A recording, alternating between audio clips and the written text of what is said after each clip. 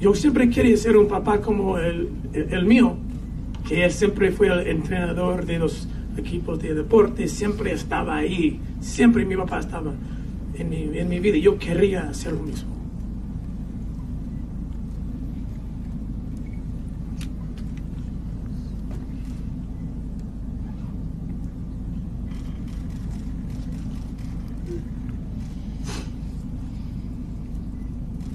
Pero nunca he podido.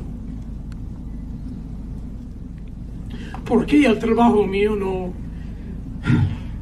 me permite estar en casa. El trabajo mío, y hemos trabajado en más de 30 países. Sí, aquí en Colombia, en Haití, hemos trabajado en Ucrania, en África, en tantos países para hacer este trabajo. Y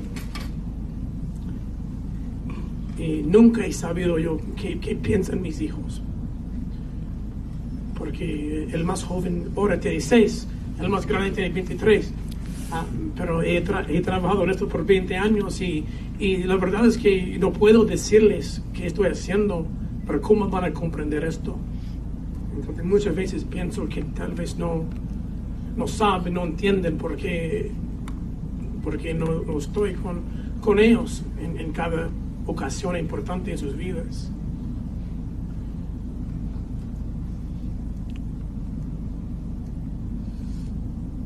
Hace un mes tuvimos un estreno en el estado de Utah, donde vivimos. Y mi esposa y yo decidimos traer todos nuestros hijos. El de 6 no, yo le llevé para comer helado. Y mi oración fue esto, que al ver esta película,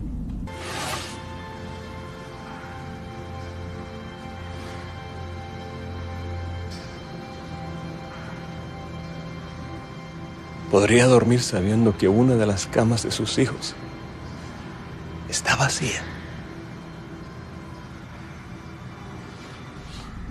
Que al ver esta película podían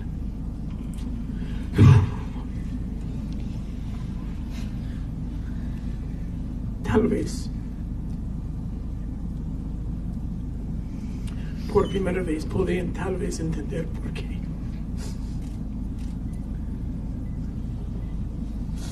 ¿Por qué no estoy?